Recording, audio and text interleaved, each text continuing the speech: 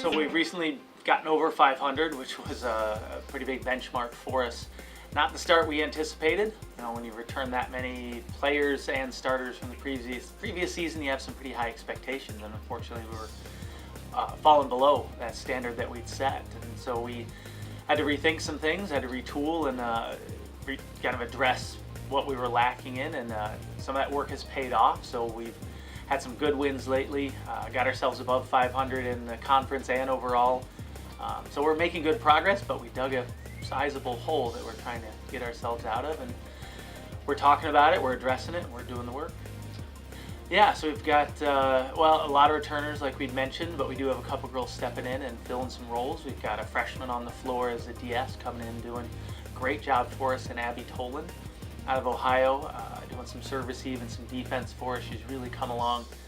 And then we've had a couple girls come in lately and fill some small spots. Some of the things that were hurting us in the past, what dug part of our hole was when players were struggling, not using enough of our bench to come in and fill some of those holes and give a girl a break or just change our look a little bit. So we've been using the bench quite a bit more.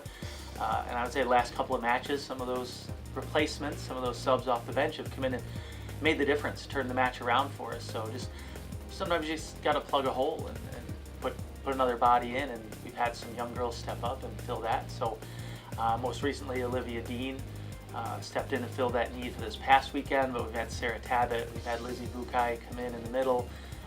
So some good contribution from the bench as well as a lot of the returners. Yeah, so hard to believe we've been doing this for 9 years already.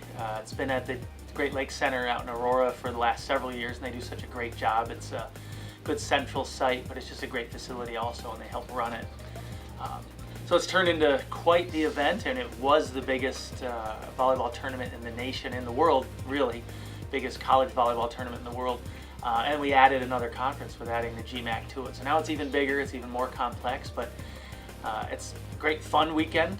We get to play a little different scenario than we usually get to see. So we take on more of our conference versus the other conferences kind of environment. So it's the one time a year you find yourself rooting for other teams in your conference, other GLIAC teams. So it's a little fun that way, but it's also answering some big questions. If teams feel they've got what it takes to get into the NCAA tournament, you got to do well in the crossover tournament. You got to answer some of those questions and beat some of the teams that are thinking the same thing. So it's a lot of fun, a little bit of pressure if you've got postseason aspirations. Our matchup this year looks like a pretty good cross section. So we've got 2 JLVC teams and 1 GMAC team. We start off with Missouri St. Louis. They're kind of an equal seed to us. We're seeded 6th and they're seeded 5th. So get to start off with somebody that on paper anyway looks like we should be a pretty equal matchup with. And then we go against Cedarville next out of the GMAC. They have done some pretty good things this season. They beat Findlay a few weeks ago. So they've got some wins against some quality opponents. So they're going to be a tough matchup as well. And then we get to finish up with McKendree, who's one of the highest seeds we play. I believe they're 2nd in the GLVC right now. So going to end the weekend with what on paper looks like the toughest contest. And by that point, you're playing 3 matches in a weekend, which we haven't done for a little while. And by the time you get there, sometimes it comes down to not just skill, but also who can muster up the most amount of energy and focus and enthusiasm to finish the weekend and really answer some of those questions, prove whether you are one of the better teams in the region and deserve a consideration for making it into the NCAA tournament. So it should be an exciting weekend, some good matchups for us. We lost to McKendree last year, so it'll be interesting to get us back on the court with them and see if we can change that result this year.